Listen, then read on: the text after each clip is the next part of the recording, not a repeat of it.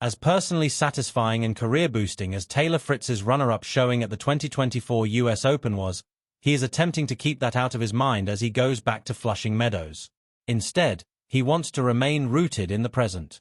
"I'm honestly trying not to think about last year there," Fritz said in an interview with the Associated Press.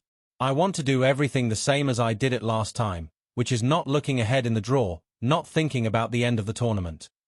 When play begins Sunday at the final Grand Slam tournament of the season, Fritz should have every reason to expect big things from himself, just as American tennis fans are bound to expect big things from the 27-year-old Californian who has produced quite a 12-month stretch. Fritz has reached a career-best number 4 in the rankings, behind only number 1 Jannik Sinner, number 2 Carlos Alcaraz and number 3 Alexander Zverev.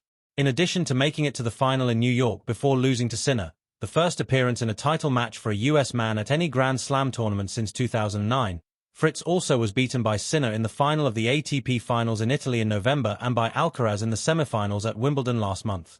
Against a player like that, if you don't show up, and you don't play with your front foot by going forward, applying pressure, and you let him dictate, Gabriel Diallo said about Fritz after losing to him at the All England Club, the result is going to be the one that happened today. A big serve, big forehand and increasingly effective return game have elevated Fritz toward the top of men's tennis, even if he, like many others, hasn't quite broken through for a major championship in this era of dominance by Sinner and Alcaraz. Fritz is well aware, of course, that no man from his country has won a major singles trophy since Andy Roddick at the 2003 US Open. There's still quite a few things he can improve, and he's willing to do that.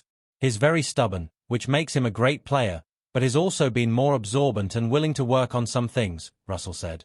Going deeper in these events breeds confidence, getting new experiences and seeing, oh, wait, my hard work is paying off.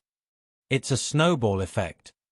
The memory that stands out the most for Fritz from last year's trip to New York was earning a Grand Slam final debut by eliminating countryman and friend Frances Tiafoe.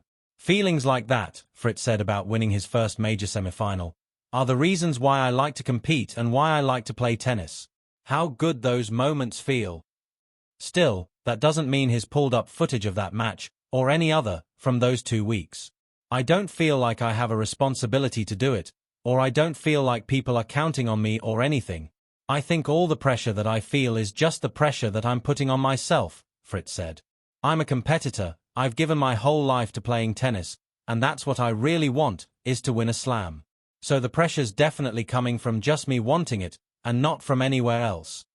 His coach, Michael Russell, thinks part of Fritz's better results at majors has come from being more fit and improving his endurance, which allows him to believe in his ability to play lengthy matches. "If I feel like things aren't really clicking, then at that point, maybe I'd go back and watch some matches, just to see what it was looking like and what was working for me," Fritz said. "Kind of try and jog my memory a little bit."